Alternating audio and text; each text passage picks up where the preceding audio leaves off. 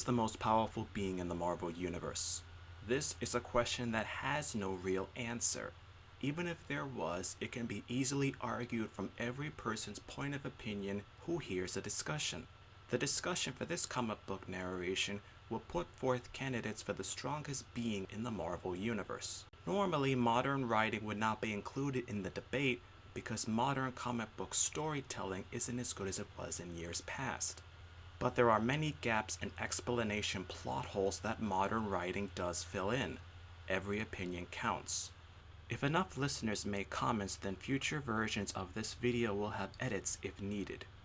The video will go from the weakest to the strongest characters, average heroes and heroines, the regular heroes and villains of the Marvel Universe. Nothing special, but this is the starting point. Regular human beings are beneath the heroes and heroines who have any power, no matter how useless. Next level, we have beings who are among the strongest on Earth, or within Earth as a prison confinement, or beings from other planets, which is similar to Earth in terms of environment, evolution patterns, or element composition. Notable beings is Captain America, who is considered to be the strongest human enhanced just by human ends. The Incredible Hulk, who was often considered to be the strongest physical being on Earth or in the Marvel Universe by sheer strength alone. Thor, who is much like the Hulk, but more in a cosmic sense, still bound by Earth dimensions. Modern Dr. Strange is also at this level, being of earthly origins but can combat galactic and extra-dimensional threats that is a bit higher than this level. Dormammu is also at this level, but within his own dimension he is much more powerful, even into the next level of power above this one.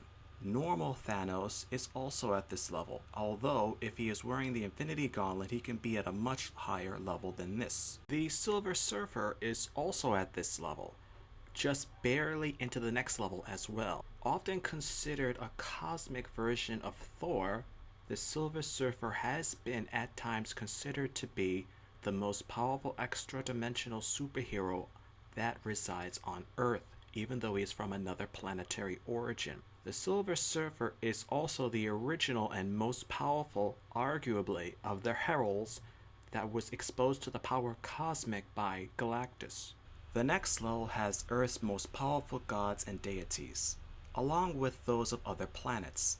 Surtur, king of the Fire Lords and main foe of Odin, Thor, and all the Asgardians. Odin himself, the strongest god from Earth. He was able to fight Galactus to a stalemate. Ego, the living planet. Originally just a planet that became sentient over time, Ego actually fought Galactus to a stalemate like Odin. Mephisto, the Marvel equivalent of Satan. He actually fought against Galactus and became tired of the battle and just left without finishing it. The next level is where we begin to get to the truly cosmic order of the Marvel Universe.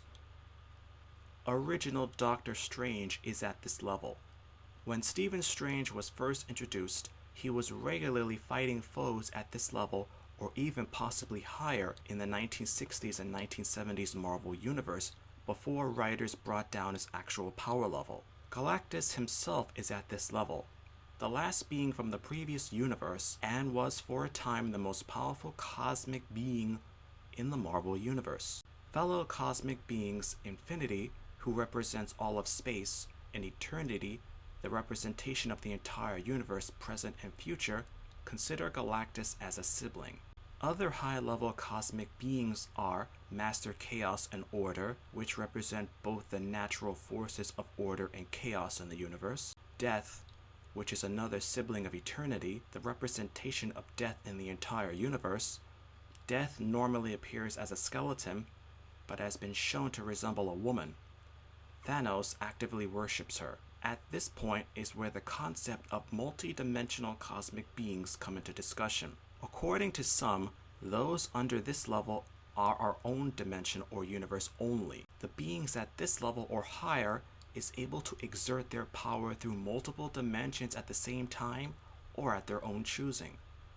The whole concept can be redundant because at this point in human understanding, this concept is in its most rudimentary stages. The Vishanti, extraordinarily powerful magic beings.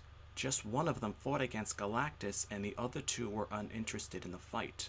Dr. Strange uses the Eye of Amagato, which is a magical piece of the Vishanti. Even Dr. Strange at his original level of power used only a fraction of the Vishanti's magical ability. Sidorak, a being so evil he was banished from all dimensional realities to his own pocket reality prison. He gives only a fourth of his power to the Juggernaut to use, and mocked the Phoenix Force, once saying that a fifth of its power is not enough to defeat him. The original Phoenix Force at its full power, the representation of all life that will ever exist in the universe. The Force was able to fight against Galactus and other cosmic level beings successfully multiple times. Shumogorath at its original power level. Within his chaos dimension, there is nothing supposedly stronger than him. Even a fraction of the Vishanti's power could not stop it. At this level is the supposedly most powerful beings of all. Beings who are capable of destroying multiple universes or realities, or both, with single thoughts. Franklin Richards, son of Reed Richards of the Fantastic Four. Even as a child, he possesses powers on par with the most powerful of all. But his childlike stature means his powers are still not as strong as they could. Perhaps be when he is a fully grown adult. Sir Jim Jaspers. Similar in scope to the power of Franklin, but a bit more developed. Logically, the Fury would be somewhere on this realm of power because the Fury adapted to the situation and killed Jaspers, the Molecule Man, a human with near absolute control over molecules. He fought the Beyonder to a standstill, and time itself was destroyed in their battle. He's considered a notch weaker than the Beyonder, though. The Living Tribunal. Even under dire situations, the Living Tribunal is the most powerful force that judges forces, events, and situations in the Marvel Universe.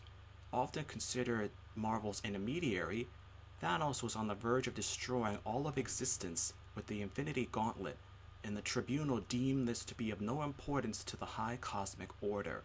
Scathan the Approver, one of the Celestials who has ultimate judgmental authority over all beings beneath this level of cosmic power, possibly. The Beyonder, originally the most powerful being in existence within the Marvel Universe. The being was a container for the Marvel Omniverse, which was called the Beyond. All universes in existence was considered grains of sand to the Beyond. The Beyonder is a physical manifestation of the Beyond, but the idea of this being as the most powerful of all was quickly abandoned. The Fulcrum, a small aspect of the one above all's essence.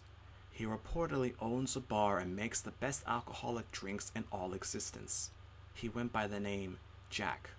Talmud the Dreaming Celestial, a celestial that ascended in power to be a sort of balance to the Fulcrum. These characters had the allure of being drawn by Jack Kirby, the one above all, the most powerful being in the Marvel Universe. Nothing is higher and all are beneath him. The character has a stark resemblance to Jack Kirby himself, who drew the original character portrayals for countless comic book characters in the golden age of American comic books. He literally created the Marvel Universe, and this character was created in his honor. Nothing is higher and all are beneath him.